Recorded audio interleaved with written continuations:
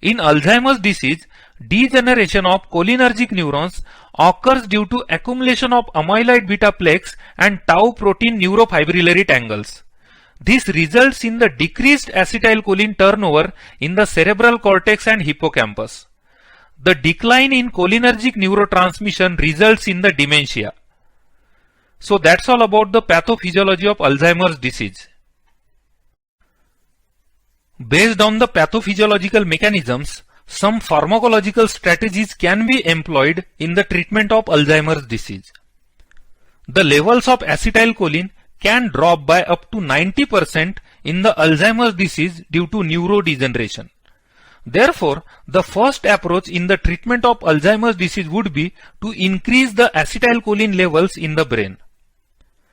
The excitotoxicity triggered neurodegeneration due to overactivation of NMDA receptors can be prevented by the antagonist of NMDA receptors.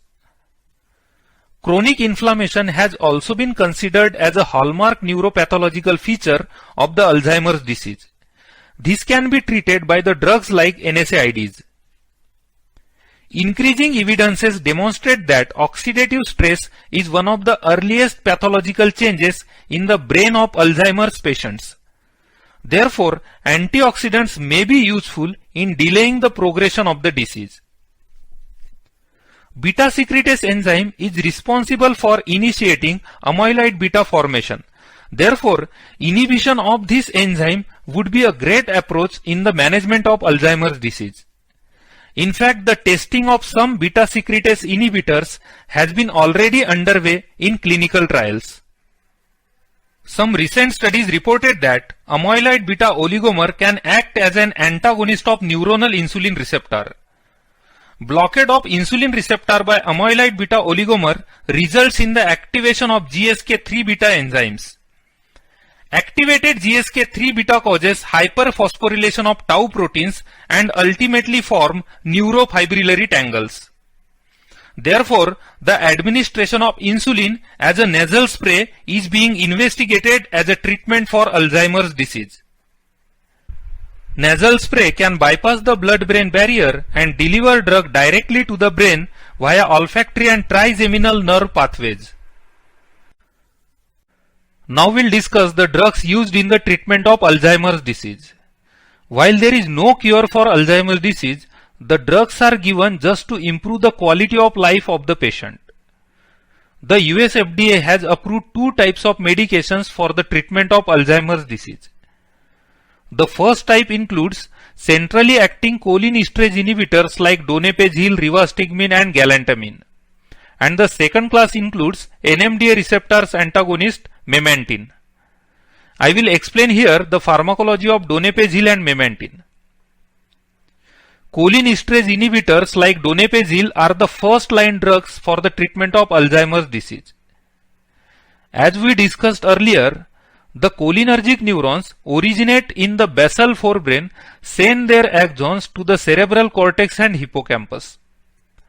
The axon terminals of these cholinergic neurons release acetylcholine into the synaptic space.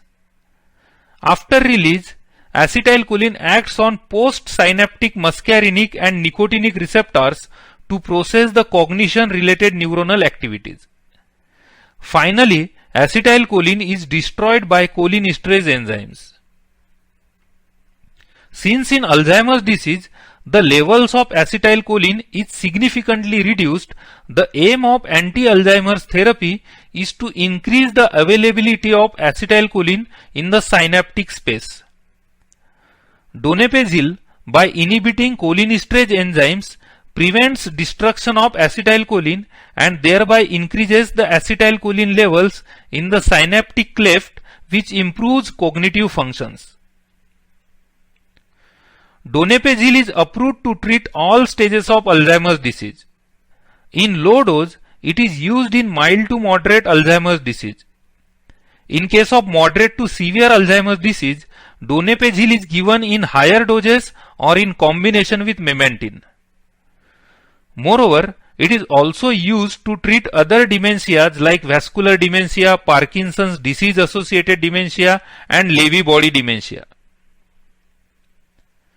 The most common side effects of donepezil are insomnia, nausea, and diarrhea that are associated with increased cholinergic activity. Stimulation of reticular activating system by acetylcholine might be associated with the insomnia. This problem can be minimized by giving therapy in morning. Moreover, increased activity of acetylcholine in the vomiting center of medulla oblongata can trigger nausea and vomiting. Peripherally increased cholinergic activity can stimulate GI smooth muscles which can produce diarrhea. Other side effects of donepezil includes anorexia, that is loss of appetite, weight loss, weakness, and muscle cramps. These side effects usually last 1 to 3 weeks and then lessen. Donepezil should be given cautiously or avoided in patients with heart diseases or asthma. Donepezil has the ability to block potassium ion channels in cardiac myocytes. This can cause prolongation of QT intervals which results in torsade de pointes, a polymorphic ventricular tachycardia that may cause sudden death. Moreover, increased cholinergic activity by donepezil can trigger bronchoconstriction in sensitive patients and therefore can exacerbate asthmatic condition. Donepezil should be given cautiously with NSAIDs. Increased cholinergic activity by donepezil triggers hydrochloric acid secretion from gastric parietal cells. NSAIDs are well known for their ulcerogenic effect and therefore the combination of donepezil with NSAIDs can cause gastric ulcer. But this may be prevented by drugs like proton pump inhibitors. So that's all about donepezil. Now we'll see the pharmacology of memantine. As we discussed in pathophysiology, sequential cleavage of amyloid precursor protein by beta and gamma secretase results in the formation of soluble non-toxic amyloid beta monomers. However, if they form excessively, then the monomers aggregate to form the soluble but toxic amyloid beta oligomers. The oligomers further assemble to form insoluble and toxic amyloid beta plaques. It is reported that amyloid beta oligomers can overactivate the neuronal NMDA receptors. Since NMDA receptors are ion channel coupled, their activation by amyloid beta oligomers causes influx of calcium ions in the neuron. The resulting intraneuronal calcium overload triggers excitoneurotoxicity, which ultimately leads to apoptosis and neurodegeneration.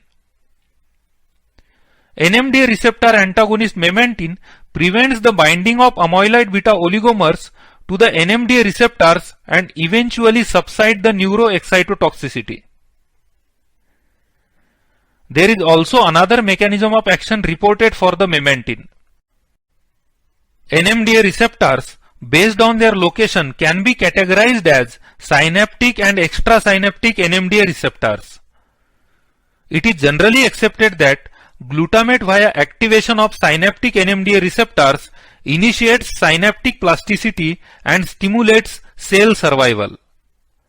Whereas the activation of extrasynaptic NMDA receptors promotes neurodegeneration and thus contributes to the etiology of Alzheimer's disease. Amyloid beta oligomers and plaques activate the nearby astrocytes to trigger the release of glutamate. Moreover, amyloid beta oligomers also inhibit the reuptake of glutamate in the astrocytes. These events result in the increased extracellular glutamate levels.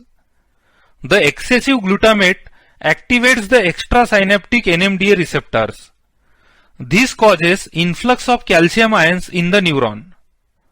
The resulting intraneuronal calcium overload triggers excitoneurotoxicity, which ultimately leads to the apoptosis and neurodegeneration.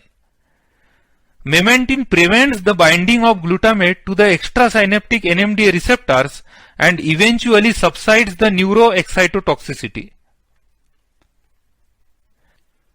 Memantine is used in moderate to severe Alzheimer's disease alone or in combination with cholinesterase inhibitors like donepezil. Moreover, it is also used to treat other dementias like vascular dementia, Parkinson's disease associated dementia, and Lewy body dementia. Memantine is generally well tolerated. However, the side effects can be observed in some patients. The most common side effects are constipation, headache, and hypertension. Other side effects of memantine include fatigue, dizziness, vomiting, anxiety, confusion, hallucinations, and sleep disturbances. These effects usually last few weeks and then lessen. Memantine has no known severe interactions with other drugs. It can potentiate the effect of dextromethorphan, as the dextromethorphan can also act as an antagonist of NMDA receptors.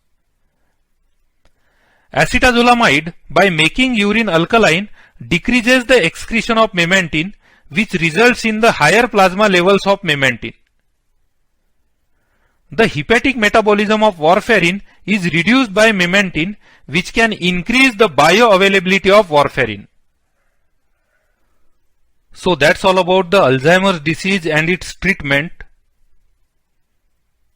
Thanks for watching.